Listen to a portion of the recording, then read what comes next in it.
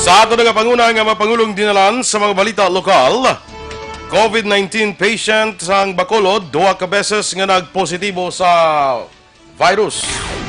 Regional IATF may bago nga guidelines para sa magakuha sang travel authority. Sa balita nasyonal, anti-terrorism bill pasado na sa ikatatlo kag pinal nga pagbasa. Mga nagabaligya sang libre nga learning materials online, pasakaan sang kaso sang DepEd. Maayong aga Bacolod, maayong aga bilog gabahin sa Western Visayas. Karon nga adlaw Huwebes, Hunyo 4, 2020. Ang inyong news team, Aksyon Eden Aboso. kag Aksyon Boy Duran, ang mga balita lokal, pagkatapos lamang sini. Sa dinami-dami ng usapin ngayon tungkol sa COVID-19, nangingibabaw ang tanong tungkol sa expanded testing. Ano nga ba ang expanded testing?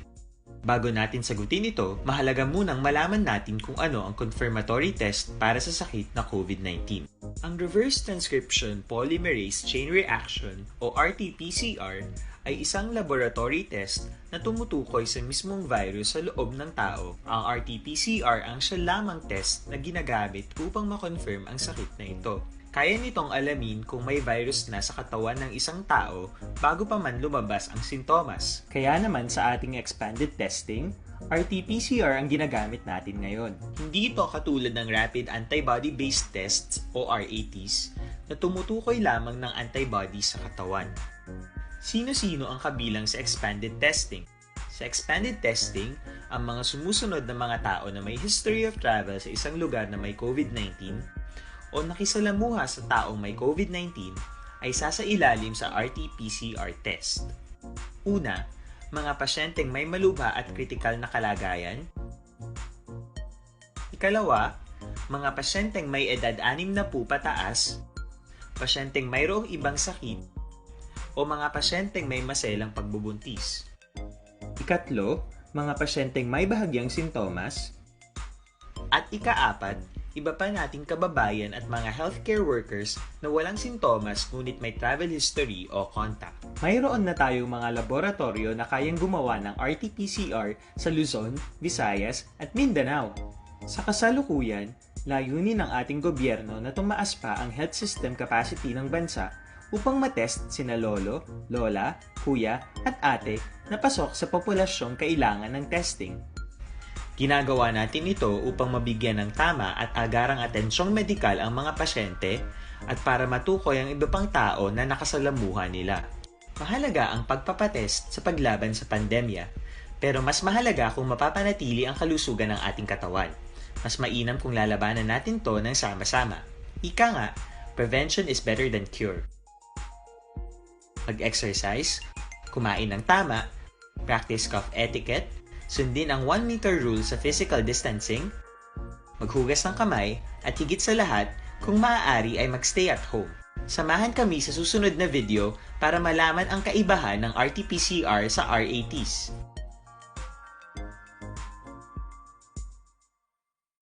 Sa dinami-dami ng Aksyon! Balitang Bayan, Numero 1.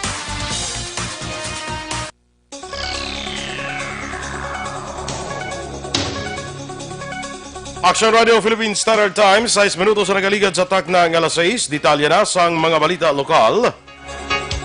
Nagapadayon ang contact tracing sa Bacolod City Health Office upod ang katapos ang PNP kag CIDG sa mga persona nga nakasugilanon ni patient number 14. Si patient 14 ay isa ka 36 anyos nga babae kag kung sa aton sini nagapanguna nga mga balita lokal.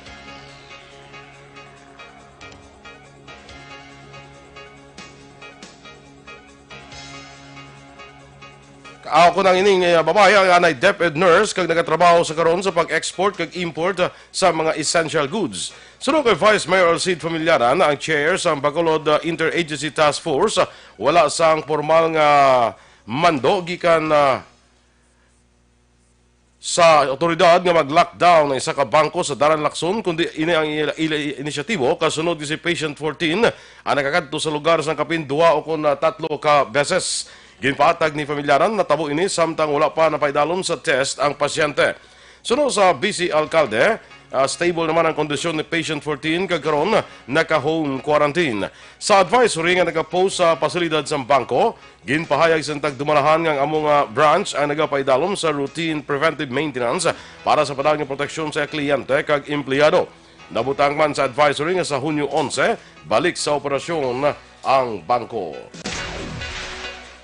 Samtang liwat nga nagpositibo sa COVID-19 ang isa ka Bacolod non-OFW matapos nga naka-recover sa masakit. Base sa advisory gikan sa syudad, si patient 15 ang isa ka 38 anyos nga lalaki nga isa ka cruise ship nurse nga may travel history sa Miami kag Manila. Si patient 15 ang may exposure sa COVID-19 positive sa barko sang Marso 15 sini nga tuig. Abril 4 sang iniya nagbatsyag sang hilanat. Abril 9 sang ang pasyente ang ginadmit sa Miami Hospital matapos nagpositibo sa virus. Abril 23 naman sang ang pasyente ang nagnegatibo sa RT-PCR test. Si patient 15 ang nag-abot sa Manila sang Mayo 1 kag in quarantine sa isa ka hotel tubtob Mayo 16. Ang pasyente ang nag-abot sa Bacolod sang Mayo 20 kag ining gin-swab test sang Mayo 26 kag Hunyo 3 ang naibaluan nga nagpositibo ini sa virus. Sunod sa advisory, si patient number 15 ang asymptomatic kag wala sang pre-existing nga health conditions.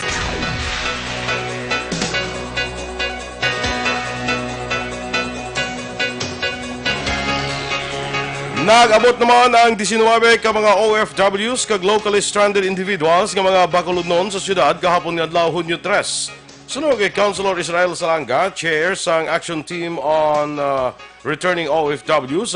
Nag-abot ang 11 ka mga OFWs kag isa ka LSI sa Bacolod Silay Airport. Samtang may 5 ka mga OFWs kag 2 ka LSI ang sakay sang to-go vessel kag nagdungga sa Bradco Port. Sunod kay Salanga, ang mga LSI ang indiretso sa mga public schools ginaserving quarantine facility, samtang ang mga OFW naman ang temporaryong ginpahamdang sa hotel convention house. Sunod sa konsehal, wala pa nibuluan ang schedule sang masunod nga batch sang repatriation sa mga returning OFWs. Nagpapanaog naman ang Regional Interagency Task Force Against COVID-19 sang bagong nga guidelines para sa mga locally stranded individuals o kun LSIs nga magkuha sang Travel Authority. Sunod kay Bacolod SK Federation President Ayesha Joy Villaflor, ang LSI ang kinahanglan magkuha sang LSI form sa barangay kung sa diin ini na stranded kag magkuha sang barangay certification kag medical certificate gikan naman sa City Health Office. Ginklaro ni Villaflor nga ginakilala lamang ang medical certificate nga gina-issue sang City Health Office. Ginalantaw ni Villaflor nga madamo ang nagapila sa CHO bangod luyag mag-avail sang libre nga X-ray, pero nagpanugyan ini nga ang LSI ang pwede man nga makapa-X-ray sa private hospital o kun clinic. Sunod kay Villaflor, kinahanglan ipa-check sang LSI ang ila sini nga dokumento sa barangay kag pagkatapos nila ini isumitar sa police station nga sakop sang ila sini nga lugar. Sunod kay Villaflor, sa tion nga maisyuhan na sang Travel Authority ang LSI, pwede sila nga makapakig-angot sa SK office para sa ila biyahe o kun flight o kun pwede man nga sila na ang magpabook sa tion nga magbalik ang air kag sea travel. Kapin 900 na ka-application ang nabaton sang SK office umpisa nagligan nga semana. So, ang bago natin nga pag-process is ang aton LSI, same gyapon po ang requirement ng barangay, ang LSI registration form naton, ang certification, ang medical certificate from the CHO, ang lang na ang tatlo nga requirement nga ipasa ta. Ang kabahin sang pagpahayag ni Bacolod SK Federation President Ayesha Joy Villaflor. Samtang ginkumpirmar naman ni punong barangay Crescencio Sombero sa barangay Purisima, Banwasang Manapla, nga nagpakigsapol na kahapon nga adlaw si Mayor Manolet Escalante upod ang mga petitioners nga mapungluyo dala ang pangabay nga aksyonan ang baho nga inabuga gikan sa faktoriya sa Victoria's Milling Company Distillery sa mga barangay. Sa interview sa Aksyon Radio kay Sombero, ginako sining madugay na nga nagaula sang higko sa mga lagoon ang mga factory, rason nga nagaalis ang baho nga nagalapta sa mga kamalayan sa Purok Candelaria, Tagbanon kag iban pa. Duha pa ni Sombero bilang sabat sang alkalde sa mga problema, ginatagan ni Escalante ang ang VMC sang panahon agud nga kayuhon ang ilang mga pasilidad kagatagan solusyon ang baho nga nabuga tubtob ini sa bulan sang Disyembre. Ginkasugta naman sang tagdumalahan sang DMS company sa pamilya ni Salvacion Escribano upod sa driver sang fuso truck nga si Ryan Siasat nga ila pagasuportahan ang gasto sa pagpalubong sa biktima kag ang pagpalubong sa apat ka iban pa. Sunod kay La Carlota City PNP Chief of Police Lieutenant Colonel Junel Guadalupe, nag-atubangay aga sang Hunyo 3 ang pamilya ni Escribano kag DMS Company, subong man ni Siasat kag dirigin astoryahan ang settlement. Sa karon nagapabilin pa sa prisuhan si Siasat matapos aksidente nga nabunggoan sa National Road Hacienda Fe, Barangay Batuan, Syudad sang La Carlota.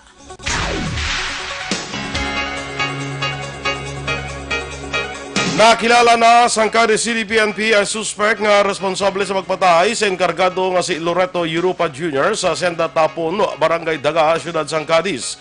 Sunod kay Cadiz City PNP Chief of Police Lieutenant Colonel Robert Mansueto, nakilala na ang ining suspect apang hungod nga wala sinigin hingadlan bago nagapadayon pa ang manhunt operation. Doon pa ni Mansueto, away sa duta kag madugay na nga dinumtanay ang nakita nga rason sa krimen.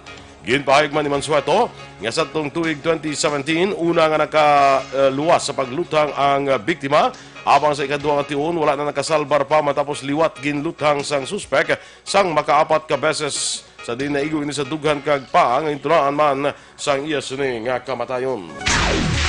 Sa katapusan nga balita lokal, blanco pa ang Police Station number 9 sa pagtumod naman sa mga suspetsado nga nagpatay sa negosyante nga si Randolph Domingo kag pumuluyo sa barangay Singkang, syudad sang Bacolod. Sunod kay Police Lieutenant Junito Pastrana, hepe sang Police Station number 9, wala sang may nagpangisog nga magtestigo sa natabo kay Domingo. Dugang pa ni Pastrana, 99% nga droga ang ilan lantaw nga rason sang krimen. Sa karon ginahulat ni Pastrana ang pamilya nga magkadto sa iya sining opisina agon magpresentar sang ebidensya nga nakuha sa crime scene, subong man ang resulta sang ila sini nga investigasyon. Samtang hindi pa ma-turn over ni Pastrana ang salakyan sang biktima tungod ginahulat ang ORCR sini. Madumduman si Domingo giluthang sa tong Mayo 26 sang hapon gamit ang kalibre 45 nga armas luthang sa Dalan Araneta atubang sang Phoenix Gas Station, Barangay Sumag, Syudad sang Bacolod. Aksyon Radio Philippines Standard Time, lasay sa 15. Mga ka-aksyon, nakaibalo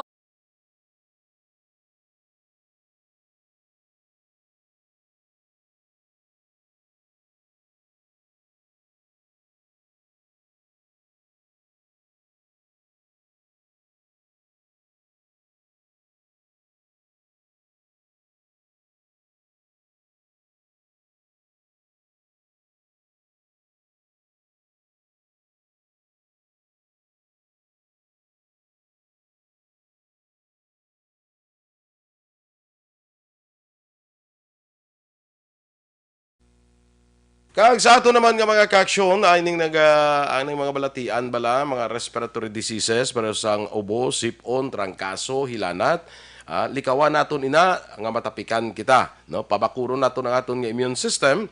Kaya mo nga daan ng mga patimaan nga sang COVID-19 ti budlay na mag-amo nga mga balatian, i-swab test ka, quarantine ka. So likawan naton ini kag para dira ginarekomendar naton sa inyo ang Dr. Alfred's Pure Mangosteen Capsule and Tea. Ang Dr. Alfred's Pure Mangosteen Capsule and Tea, ang puno ini sang vitamin C, natural kag organic, wala sang preservative ingin gamit kag himo ini sa Pure Mangosteen. May vitamin B complex pa ini ang B1 para sa aton sining nerves o kun reflexes. Ang B6 para naman sa aton pabakod sang baga, likaw kita sa ubo, kag ang B12 sa maayong absorption sang sustansya sa mga pagkaon nga aton nga ginakaon. Kay balobala ka mo nga ining Dr. Alfred's Pure Mangosteen Capsule and Tea, may nabaton ining international award dito sa Estados Unidos. Gasulod na ini dito sa Estados Unidos, ina-export na ini dito sa Estados Unidos. In fact, intagaan ini sang FDA sang 5 ka tuig nga expiration period, no? So Dr. Alfred's Pure Mangosteen Capsule and Tea manggaranon sa vitamin C, natural kag organic, wala sang preservative, kag himo sa Pure Mangosteen. Mabakal naton sa tanan nga sang Sincere Drugstore, Wakong Chinese Drugstore, Consuelo Drugs, kay iban pa nga mabutika, malapit lang sa inyong lugar.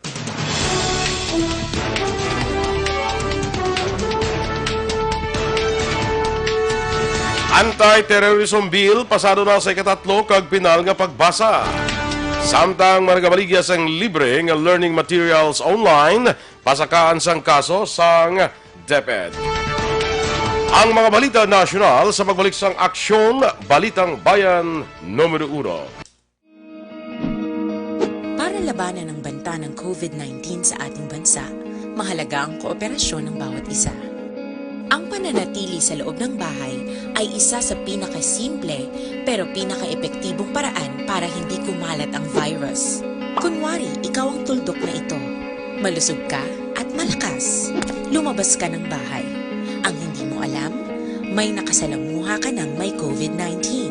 Tandaan, mahirap malaman kung sino ang may virus, pero madali itong maipasa sa iba. Pwedeng naipasa na pala niya ang virus sa iyo nung umubo siya o bumahin. O baka naman ay nahawa na dahil humawa kayo sa parehong bagay na kontaminado. Ngayon ay mayroon ka na ring COVID-19. Isa ka ng carrier na makakahawa sa iba. Dahil maaaring ilang araw pa bago lumitaw ang sintomas na ubo, sipon, hirap sa paghinga at lagnat. Pwede ring wala kang nararamdamang sintomas, ngunit nakakahawa ka pa rin. Pag-uwi mo sa bahay, maaari mong mahawahan ang iyong pamilya. Kasama na rito ang lolo at lola mo o ang mga magulang mo na may edad. Sila ang may pinakamahina na depensa laban sa virus. Ang mga may sakit sa puso, diabetes, high blood, at iba pang pre-existing conditions, at mga buntis, mahina ang panlaban sa COVID-19. Kapag na-infect ang taong mahina ang immune system, posibleng magkaroon siya ng malalang karamdaman at kailanganing dalhin sa ospital. Sa patuloy na paglabas ng bahay at pagpunta sa pampublikong lugar, tinatayang maaari kang makahawa ng 3 pang tao at sila makakahawa ng mas marami pang iba. 20% ng mga nahawa ay maaaring maospital at dadami ng dadami ito habang mas kumakalat pa ang virus. Bukod sa dumaraming COVID-19 patients, marami pang ibang may sakit ang nasa mga pagamutan. Ang mga pasyenteng malubhang-malubha na ang karamdaman, hindi na maaasikaso. Wala ring lugar para sa mga pasyenteng may ibang karamdaman.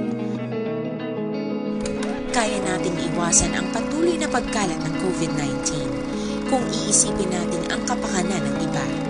Kailangan nating isipin at kumilos na parang bitbit na natin ang virus para hindi ito kumalat pa sa iba. Sundin ang social distancing. At hanggat maaari, manatili sa loob ng bahay. Kung talagang kinakailangang lumabas, panatilihin ang 1 metrong layo sa ibang tao. Maging malinis din sa katawan at sa kapaligiran. Parating maghugas ng kamay gamit ang sabon at tubig. At i-disinfect ang mga bagay na madalas hinahawakan. Ang mahalaga, mapabagal natin ang pagkalat ng COVID-19. Para mas kakaunti ang mga kailangang magpa-ospital at mabawasan ang mga Pilipinong magkakasakit. Magiging epektibo lamang ito kung mananatili tayo sa bahay.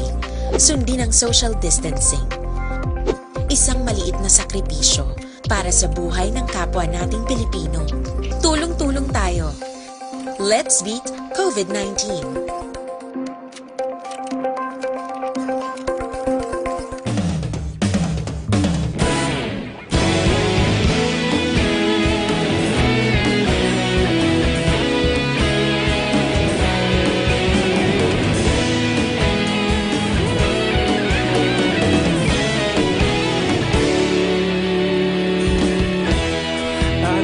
Simbanwa, mapugnaw nga hangin nagadapyan na. Ikaw nang ginapamati, alamon ginasandigan. Tingog sang probinsya, kamatuuran ginapalap na.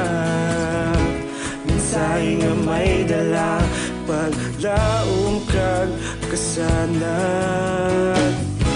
Tinuig na nagligan, ikaw gihapon ang ako nga istasyon. Sa pagbudlak sang adlaw, sa pagtuhaw sang biton. Mga balita ang dala inspirasyon.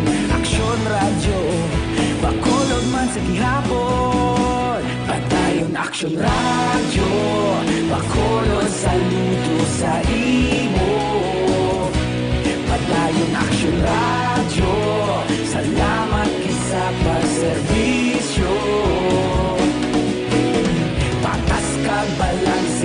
matuod nga mensahe, wala sang ginadampingan. Padayon Aksyon Radio.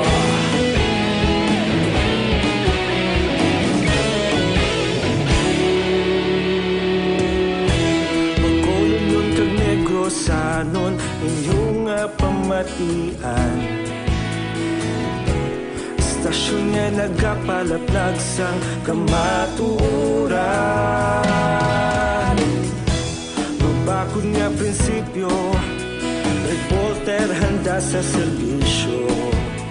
Kahapon, karon kag sa gihapon, kita magapadayon. Tinuig na nagligan, ikaw gihapon ang akon nga istasyon. Sa pagbutlak sang adlaw, sa pagtuhaw sang bituon, mga balita na may dala inspirasyon. Aksyon Radio, bakolon man sa gihapon. Padayon Aksyon! Balitang Bayan, numero 1. Aksyon Radio Philippines Standard Time, las 6:24. Detalye na sa mga balita nasyonal. Pirma na lang ni Presidente Rodrigo Duterte ang kinahanglan angot sa kontrobersyal nga new anti-terrorism bill matapos ini ginaprubahan sang Kamara sa third kag final reading. Sa din sa boto nga 173 na yes, 31 ka no kag 29 ang abstention, ginaprubahan ang House Bill 6875 nga tuyo pabakuro ng pagtingwa sang gobyerno batok sa terorismo kag i-repeal ang Human Security Act of 2007. Ang hagna ginaprubahan sa pinal nga pagbasa matapos ini ginaprubahan sa second reading. Naging marasig ang pagpasar sang hagna matapos ini ginsertipikahan nga urgent sang presidente. Ginatun-an sang minoriya sa Kamara ang plano nga i-question ang anti-terrorism law sa Korte Suprema sa tion nga ang hagna ang mapasar na. Si House Minority Leader Benny Abante amo nag-file sang House Resolution 944 nga nagakontra sa madasig nga approval sang House Bill 6875 ukon ang proposed anti-terrorism law. Una dirigin sertipikahan ni Presidente Rodrigo Duterte ang hagna bilang urgent sa tuyo mapabakod ang national security kag mapromote ang general welfare sa publiko. Nagpaandam naman ang Department of Education sa nga magahimo sila sang legal action batok sa mga illegal nga nagabaligya online sang libreng learning materials. Sa isa ka statement, ginpahayag ni Education sa Undersecretary Alain Pascua, ang DepEd ang nakabaton sang report nga may mga online sellers ang nagabaligya sang libreng modules kag learning materials. Sunod kay Pascua, ginausar sa mga tao ang libreng learning materials gikan sa DepEd kag ini ang ginabaligya online. Nagpaandaman ng DepEd sa publiko ilabi na sa mga manunudlo batok sa mga grupo kag individual nga nagapanukot para sa free webinars o web seminars nga ginapatigayon sa DepEd. Ang mga learning materials ang pwede nga ma-access nga libre pagi sa online learning platforms ng DepEd nga DepEd Commons nga mayara sa nga 7 milyon na ka subscribers. Ginpahayag naman ni Education Undersecretary Jesus Mateo nga kinahanglan sa Department of Education sang dugang nga pondo sa mga masunod nga tuig sa idalom sang new normal nga gindulot naman sang COVID-19 pandemic. Sunod kay Mateo, dapat nga mabuligan ng DepEd kag masuportahan ang pagdugang sang pondo tungod sa idalom sang new normal. Hindi lamang personal services ang magadamo, kinahanglan man sang additional manpower kangay sang IT personnel. Dugang pa ni Mateo, magasaka man ang communication expenses, ilabi pa subong nga ang mga manunudlo among nagatawag sa ilang mga anay nga estudyante, agod nga mag-follow up sang mga dokumento. Palayag pa ni Mateo nga ang paghatag atensyon sa mental health para sa manunudlo kag estudyante, ang kinahanglang ilakip sa new normal kag dapat nga mapondohan. Naglambot na sa 19,748 ang kumpirmado nga kaso ng COVID-19 sa Pilipinas. Sa report sa Department of Health, tungkol sa Hunyo 3, mayara sang 221 ka fresh cases, 530 ka late cases. Ang DOH nakareport man sa 90 ka recoveries. Ini ang nagbutang sa kabilugan nga 4,153 ka mga recoveries. Naka-record naman sang 8 ka napatay ka ang death toll karon naglambot na sa 974. Mayara naman sang 39 ang nadugang nakarecover sa COVID-19 sa mga Pinoy abroad. Sa records ng Department of Foreign Affairs, tubtob Hunyo 3, nagsaka na sa 2,205 ang overseas Filipinos nga nakarecover sa virus. Yara naman sa 5,259 ang kumpirmado nga nagpositibo sa COVID-19 sa mga Pinoy gikan sa 49 kapungsod kag rehiyon. Sa nasambit nga numero, 2,700 ang padayon nga ginabulong sa nagkalain-lain nga hospital. Samtang may 7 nga napatay, rason nga nagsaka na sa 354 ang COVID-19 related deaths sa mga Pinoy abroad. Nadugangan sang 20 ka pulis na nagpositibo sa COVID-19, karon nagdangat na sa 346 ang kabilugan nga nagpositibo sa virus. Sa pinakauli nga data, nagapabilin sa 176 ang nakarecover kag 4 ang patay. Sa 346 ka nagpositibo, may 148 nga yara karon sa mga quarantine facilities, 2 naka-admit sa ospital kag 16 ang nagpaidalom sa home quarantine. Ang PNP Health Service naka-record man sang 675 ka probable cases kag 717 ang suspected cases.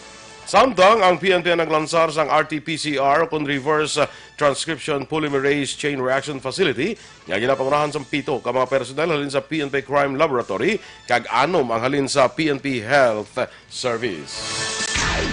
Ginadumili naman sa Department of Trade and Industry sa mga online seller ang PM is the key nga sabat sa mga nagapamangkot sa presyo sang ila sini nga mga produkto. Sunod kay Trade Undersecretary Ruth Castelio, ginasaad sa RA number 7581 ukon Price Act nga illegal ang ginahimo nga pagbaligya nga wala sang price tag. Dugang pa ni Castelio nga magluwas sa Price Act, ginasaad man sa RA 7394 ukon Consumer Act nga wala ginapanugutan ang pagbaligya sang produkto nga wala sang presyo, label ukon markings. Ginklaro man sini nga ini ang naga-apply man sa mga basic necessity kag prime commodities nga covers ang suggested retail price sang DTI. Tunan karon sang gobyerno nga mabakal sang attack helicopter sa Turkey. Sunod kay Defense Chief Delphine Lorenzana, ang attack helicopter sa Estados Unidos ang tama kamahal. Kang pungsod hindi makasarang ilabi na subong nga mayara pa sang health crisis. Duman pa ni Lorenzana ang attack helicopter sang Turkey ang yana na sa idalom sang negosasyon apang wala pa sang may ginpirmahan nga kontrata. Una diri Abril 30 sang ginanunsyo sa US State Department ang pag-aproba sa posible foreign military sales sa gobyerno sa Pilipinas nga ginalakipan sang anong ka AH-64E Apache attack helicopters kag related military equipment nga nagabalor sang ginabulbanta $1.5 bilyones. Sa katapusan nga balita national, magapatigayon sa investigasyon ng National Bureau of Investigations sa natabo nga ambush sa isa ka testigo sa Maguindanao Massacre. Pilason si Muhammad Sangki kag ang iyang bodyguard sa giluthang samtang yara sa salakyan sa Tantangan, South Cotabato. Sunod kay Justice Secretary Menardo Guevara, magapagawa siya sang direktiba sa NBI para magpatigayon sa investigasyon. Magluwas pa sini sa ginhimong investigasyon sang kapulisan sa nasambit naman nga krimen. Aksyon Radio Philippines Standard Time, las 6:31. Kag para naman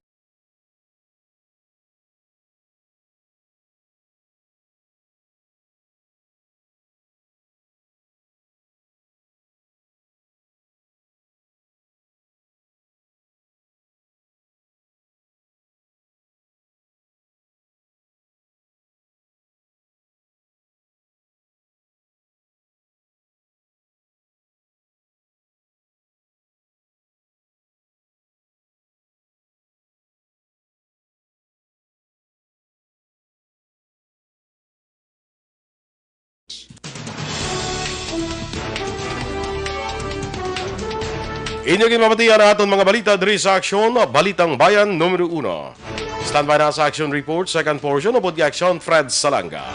Balikay naman kita sa atong dugang nga mga balita sa Aksyon Balita Morning Edition.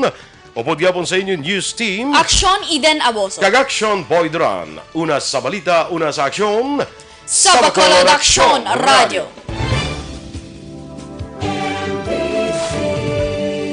Manila Broadcasting Company. Sa balita, komentaryo, issue, serbisyo publiko. Sa Bacolod, Aksyon!